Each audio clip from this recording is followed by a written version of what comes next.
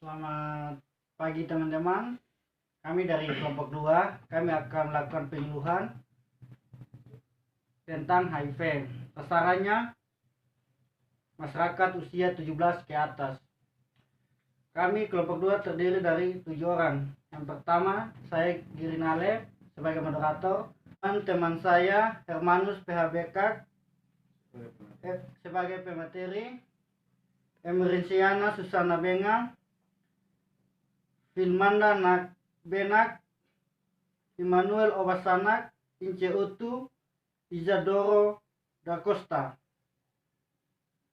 Untuk tidak memperpanjang waktu, saya berikan kesempatan kepada pemateri untuk menyampaikan materi.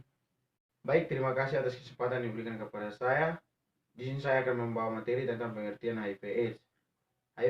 HIV/AIDS merupakan kumpulan dari gejala-gejala infeksi atau biasa disebut sindrom yang diakibatkan kerusakan sistem kekebalan. Biasa disebut sindrom yang diakibatkan oleh kerusakan sistem kekebalan tubuh manusia karena virus HIV. Sementara HIV merupakan virus yang dapat melemahkan kekebalan tubuh pada manusia. Jika seseorang terkena virus semacam ini, akan mudah terserang infeksi. Untuk sampai saat ini, penyakit HIV/AIDS belum bisa disembuhkan dan belum ditemukan obatnya. Kalaupun ada, itu hanya menghentikan atau memperlambat perkembangan virus saja.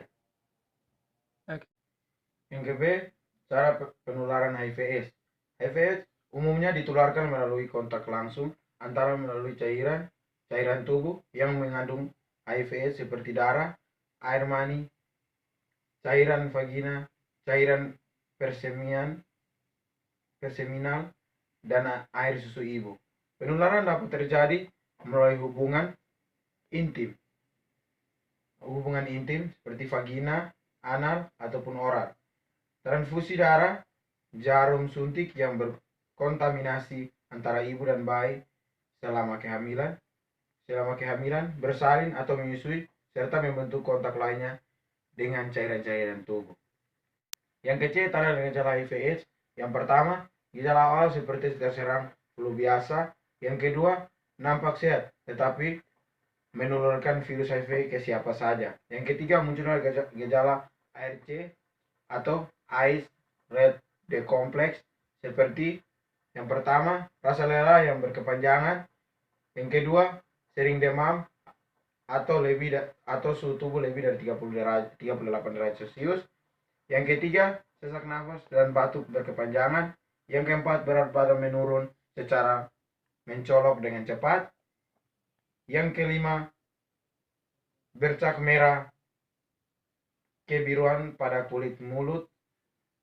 Yang keenam, diare lebih dari 1 bulan tanpa sebab yang kedua adalah pencegahan HIV/AIDS. Menurut H.J.H. Wartono, Abu Hanif, DDK, tahun 1992 sampai 1912, cara mencegah penularan HIV/AIDS adalah: 1. Menghindari berhubungan seksual di luar nikah. Usahakan hubungan seks dengan suatu orang. Pasangan seks tidak berhubungan seks dengan orang lain atau berganti-ganti pasangan. Yang kedua, ibu pengidap HIV/AIDS hendaknya jangan hamil karena akan memindahkan HIV/AIDS kepada janinnya. Yang ketiga, kelompok yang berisiko tinggi terkena HIV/AIDS dianjurkan tidak menjadi pendonor darah. Yang keempat, penggunaan jarum suntik dan alat tusuk lainnya harus dijamin sterilnya. Yang kelima, orang yang sudah HIV/AIDS positif dan masih berhubungan seksual aktif gunakan kondom secara benar. Yang keenam, hindari hubungan seksual bila sedang mengalami luka pada kelamin atau mulut, dan hindarkan pula penggunaan alat-alat tertentu saat berhubungan. Yang ketujuh, janganlah menggunakan pisau cukur, gunting kuku atau sikat gigi milik orang lain karena alat-alat tersebut mungkin mengandung butir-butir darah pengidap HIV/AIDS. Yang kedelapan, tingkat keimanan dan ketakwaan kepada Tuhan Yang Maha Esa. Yang berikut perilaku yang berisiko tertular dan perilaku yang dapat menularkan HIV/AIDS. Orang-orang yang memiliki perilaku berisiko tinggi menularkan atau tertular HIV, artinya orang-orang yang mempunyai kemungkinan besar terkena HIV/AIDS atau menularkan HIV/AIDS dikarenakan memiliki perilaku berisiko tinggi itu adalah wanita dan laki-laki yang berganti-ganti pasangan dalam melakukan hubungan seksual. Yang pertama, wanita dan pria tunasusila serta pelangganan mereka. Yang kedua, orang-orang yang melakukan hubungan seksual yang tidak wajar seperti hubungan seks melalui dubur atau anal dan mulut, misalnya pada homoseksual dan biseksual. Yang ketiga, penyalahgunaan narkotika dan suntikan yang menggunakan jarum suntikan secara bersamaan atau bergantian. Yang keempat, penyalahgunaan narkotika dengan perilaku lainnya. Yang kelima, melakukan transfusi darah tanpa melakukan pemeriksaan terlebih dahulu.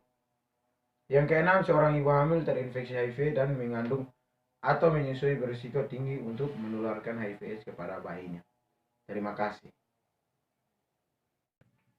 Terima kasih kepada pemateri yang telah membawakan materi sangat baik. Dan Bapak Mama, jika ada pertanyaan atau belum mengerti tentang HIV bisa ditanyakan. Terima kasih.